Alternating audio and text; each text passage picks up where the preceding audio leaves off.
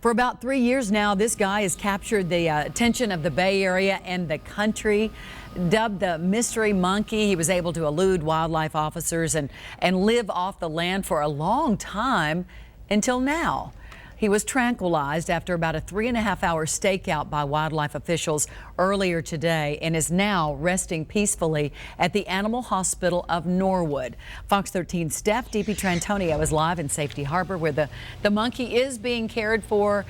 How's he doing, Steph? Kelly, he's doing as well as you could imagine, I guess, after getting a Herculean dose of tranquilizer in a dart that happened around 12:30 this afternoon. And if you can imagine this, as soon as he got hit, this monkey is amazing. He actually pulled the dart out of his hip. He waved it at the vet who shot him with it. Then he took off running, kind of dazed, into the brush. Wildlife rescuer Vernon Yates tackled the monkey and the two rolled around a bit, but then the tranquilizer kicked in.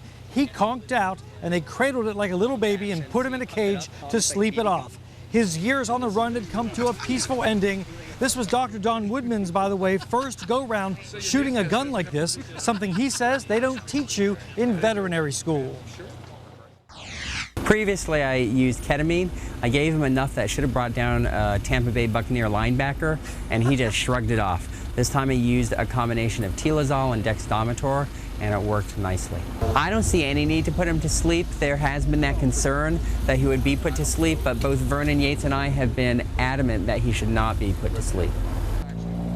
So the mystery monkey will live. He will stay here at the animal hospital. They want to draw blood and test him for all sorts of things, mostly to confirm he does not have rabies. Also to give the woman Elizabeth, who got bitten and scratched by him a couple of weeks ago, peace of mind. She got her last round of rabies shots, by the way, today, and she should be doing just fine. By the way, Dr. Woodman tells me his sons want to name the monkey Cornelius, if you remember the character from Planet of the Apes.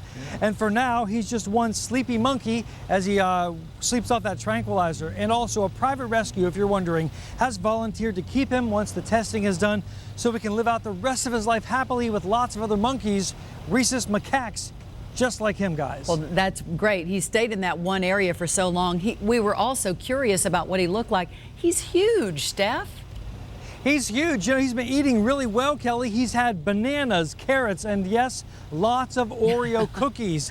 You know how they also figured out how old he is was based on his teeth. He has some really bad teeth for a 10-year-old monkey, so they've got to do some health work and clean him up a bit before they release him back at the rescue. Too much sugar. So when is he going to be able to go off to the rescue?